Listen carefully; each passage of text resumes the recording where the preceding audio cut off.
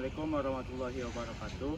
Perkenalkan, nama saya Muhammad Farhan dengan NIM 21073066 dari sesi 0134. Baiklah, pada video kali ini saya akan mengidentifikasi komponen yang berada pada bulldozer.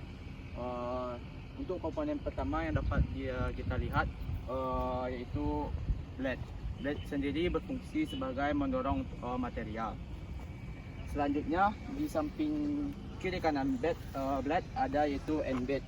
End blade sendiri berfungsi untuk menyorok material untuk mengumpulkan material.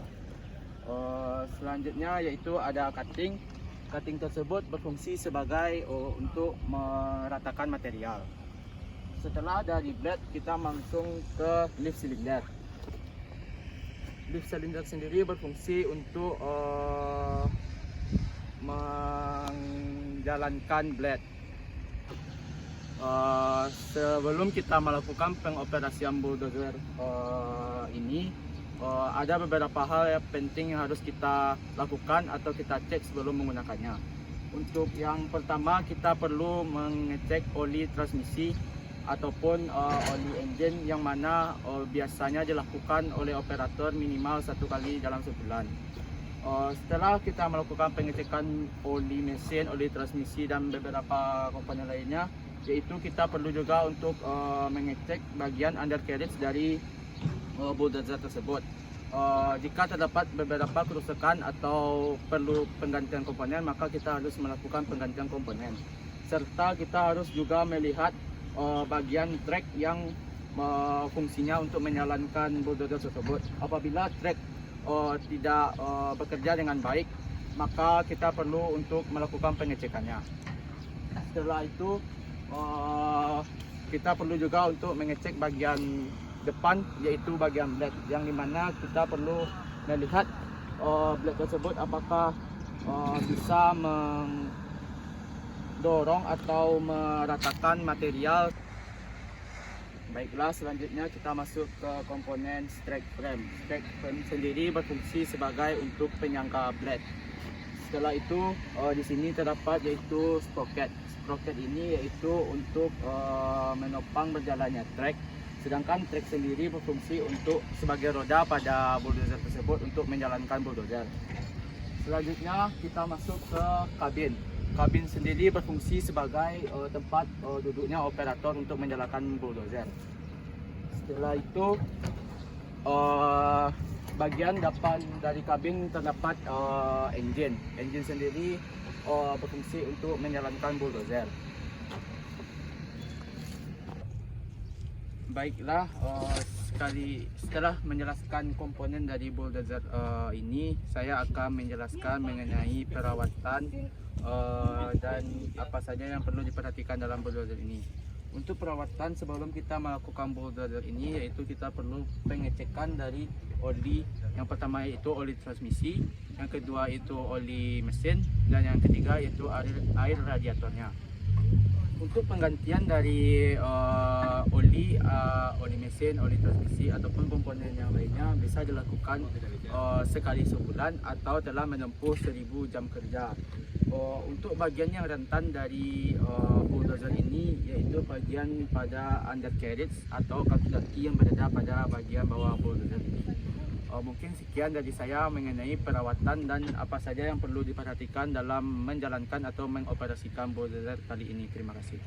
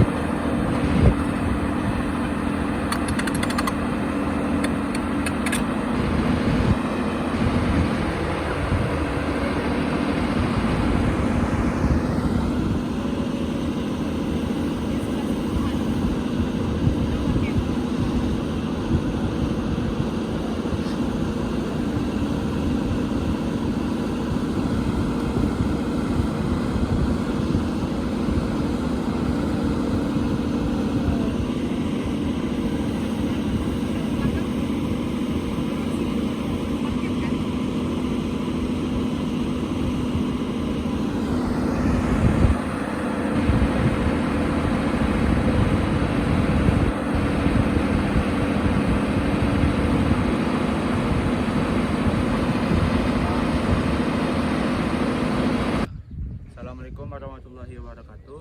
Perkenalkan, nama saya Muhammad Farhan dengan NIM 21073066 dari sisi 0134. Baiklah, pada video kali ini saya akan menjelaskan atau mengidentifikasi komponen yang ada pada eskavator yang berada di belakang saya tersebut. Untuk komponen pertama terdapat itu bucket. Bucket sendiri berfungsi sebagai pengerok atau mengangkut material dari satu tempat ke tempat lain. Di atas bucket ini terdapat yaitu bucket silinder. Bucket silinder tersebut berfungsi sebagai untuk menggerakkan bucket. Di samping bucket silinder yaitu terdapat arm. Arm sendiri berfungsi sebagai untuk menggerakkan bucket naik atau turunnya bucket. Lalu selanjutnya di atas terdapat yaitu arm silinder. Arm silinder tersebut berfungsi untuk menggerakkan arm naik atau turun. Lalu di bawah arm silinder tersebut terdapat boom. Boom sendiri itu penghubung antara arm serta kabin dari eskavator yang berfungsi sebagai untuk menggerakkan arm. Lalu setelah dari boom terdapat itu boom silinder. Boom silinder sendiri berfungsi untuk menggerakkan boom. Lalu selanjutnya itu ada track shoe. Track shoe tersebut berfungsi sebagai untuk menjalankan ekskavator atau sebagai roda ekskavator. Lalu terdapat di atasnya yaitu kabin yang mana berfungsi sebagai untuk tempat duduknya operator. Setelah dari kabin masuk ke bagian belakang yaitu terdapat engine dari ekskavator tersebut.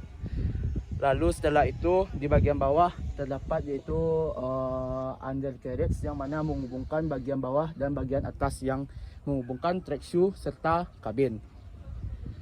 Mungkin sekian penjelasan atau identifikasi komponen dari saya. Saya sudahi dengan Assalamualaikum warahmatullahi wabarakatuh. Baiklah, selanjutnya saya akan menjelaskan mengenai perawatan berkala dari ekskavator ini. Untuk perawatan yang perlu kita lakukan, pertama kita perlu melakukan pengecekan oli mesin. Yang kedua, bukan perawatan berkala, Bang, sebelum menghidupkan. Baiklah, selanjutnya saya akan menjelaskan bagaimana cara pengoperasian ekskavator ini. Yang sebelum kita melakukan pengoperasian, kita perlu mengecek dulu. Ada beberapa hal yang perlu kita cek. Untuk yang pertama itu kita perlu untuk mengecek oli mesinnya.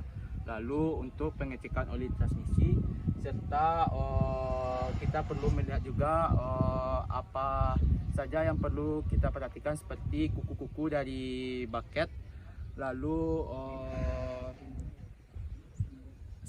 silinder-silinder yang seperti pada boom, arm serta bucket silinder.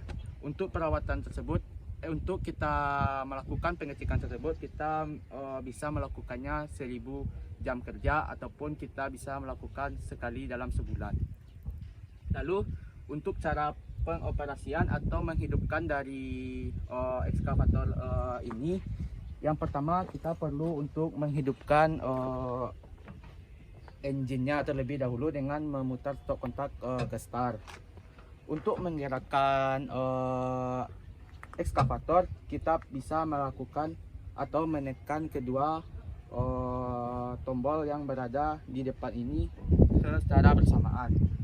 Jika kita untuk membelokkan ekskavator, jika kita belok ke kiri, maka tuas yang berada pada bagian kanan kita arahkan ke belakang, serta tuas yang berada bagian kiri kita dorong ke depan. Dan begitu juga sebaliknya jika kita belok ke arah kiri ataupun arah kanan. Lalu untuk bagian ini merupakan gas atau RPM dari ekskavator. Lalu untuk tuas kanan berfungsi sebagai untuk boom dan bucket pada ekskavator, serta pada bagian tuas kiri merupakan untuk menggerakkan swing ekskavator berputar sebanyak 360 derajat dan untuk menggerakkan arm. Mungkin sekian penjelasan dari saya mengenai cara pengoperasian ekskavator. Terima kasih. Baiklah, pada video selanjutnya saya akan menjelaskan alat berat yang bernama kompaktor yang berada di samping saya ini. Sedikit saya ulas mengenai apa itu kompaktor. Kompaktor ini berfungsi sebagai untuk memadatkan atau meratakan permukaan material yang dilaluinya. Untuk tipe dari kompaktor ini ada dua tipe, yaitu single drum dan double drum. Untuk alat berat yang saya jelaskan kali ini, bagiannya single drum, yang mana hanya terdapat drum di bagian depan. Fungsi dari single drum ini bisa dikatakan sebagai untuk meratakan tanah yang untuk proses awal. Untuk double drum berfungsi sebagai untuk meratakan permukaan tanah yang mana telah dipadatkan terlebih dahulu oleh single drum. Baiklah, pada video kali ini saya akan menjelaskan yaitu komponen-komponen apa saja yang ada pada kompaktor single drum Sakai bertipe SP525D ini. Untuk yang pertama bisa kita lihat yaitu ada drumnya. Drum sendiri berfungsi untuk sebagai meratakan material yang dilaluinya. Untuk menopang drum ini terdapat yaitu frame yang berfungsi sebagai untuk menahan dari drum pada alat berat ini. Lalu di bagian bawah sini yaitu ada sekat untuk menghalang kotoran yang akan memutar atau membersihkan drum yang akan digunakan. Lalu pada bagian atas yaitu ada operator kabin, yaitu berfungsi sebagai tempat duduk atau bekerjanya operator untuk menjalankan kompaktor ini. Lalu selanjutnya ada rear wheel atau roda belakang yang berfungsi untuk menahan bagian kompaktor yang berada di belakang. Jika pada bagian double drum, wheel ini akan digantikan juga oleh drum seperti pada bagian depan. Lalu selanjutnya yaitu pada bagian belakang ini terdapat engine yang berfungsi sebagai untuk menggerakkan kompaktor, dan terdapat juga beberapa komponen yang berada di dalamnya seperti pompa hidrolik, final grade, dan bagian-bagian komponen lainnya yang digunakan untuk menjalankan atau menggerakkan dari kompaktor ini. Pada kompaktor ada 3 bagian utama. Yang pertama itu steering system. Steering system sendiri berfungsi sebagai untuk mengendalikan kompaktor untuk berjalannya. Lalu yang kedua yaitu ada propulsion system. Propulsion system ini sendiri berfungsi sebagai untuk menggerakkan kompaktor, menggerakkannya seperti maju atau mundur dari kompaktor. Dan yang ketiga yaitu ada filtration system. Pada filtration system ini berfungsi sebagai pemadatan, yang mana filtration sendiri memiliki arti menggetarkan atau getaran. Filtration system ini berfungsi sebagai menggetarkan permukaan tanah, yaitu berfungsi untuk memadatkan tanah. Yang berada pada bagian dalam dari single drum ini terdapat yaitu yang namanya vibration system. Lalu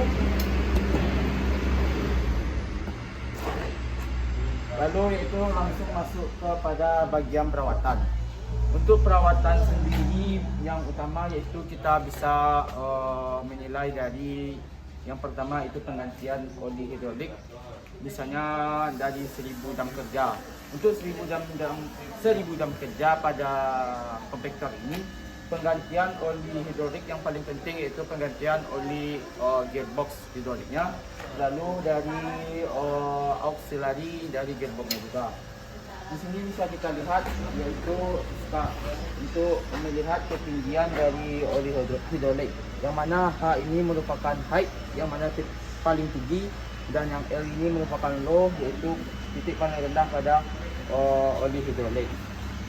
Lalu perawatan yang lainnya bisa kita lihat juga yaitu mengenai rear wheelnya, yang jika wheelnya sudah habis maka perlu diganti juga.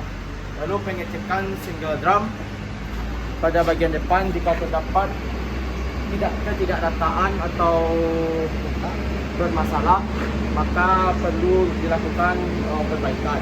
Lalu pada bagian filtrasi sistem yang tidak berfungsi maka perlu diperbaiki juga.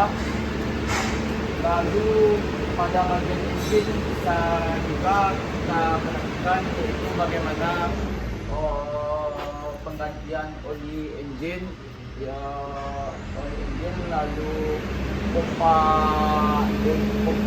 oli kan ada komponen juga bisa juga dilakukan. Lalu pada bagian ini sendiri juga terdapat yaitu komponen-komponen hidrolik untuk menggerakkan dari alat berat ini. Juga perlu dilakukan pengecekan atau servis berkala supaya tidak terjadi kerusakan yang lebih fatal dan bisa mengawetkan alat berat ini supaya bekerja lebih lama. Baiklah, selanjutnya saya akan menjelaskan bagian yang terdapat pada kabin dari komplektor ini. Untuk yang pertama yaitu yang bisa kita lihat yaitu steering atau kemudi yang mana berfungsi sebagai untuk mengatur arah gerakan dari komplektor. Pada bagian bawah steering ini terdapat beberapa panel seperti sen, wiper, klakson. Lalu ada panel-panel untuk mengatur getaran dan lampu daripada komplektor. Lalu selanjutnya pada kaki kiri saya terdapat yaitu tuas untuk yang digunakan sebagai mengatur getaran pada komplektor ini. Lalu pada pedal bagian warna merah pada kaki kanan saya ini merupakan rem dari komplektor. Lalu di sampingnya merupakan gas yang digunakan untuk menggerakkan komplektor. Lalu di tangan kanan saya merupakan tuas transmisi dari pada komplektor yang saya duduki saat ini. Lalu di bagian kanan di bawah samping tempat duduk operator itu ada handbrake yang digunakan untuk menahan atau tempat untuk digunakan sebagai tuas parkir pada komplektor.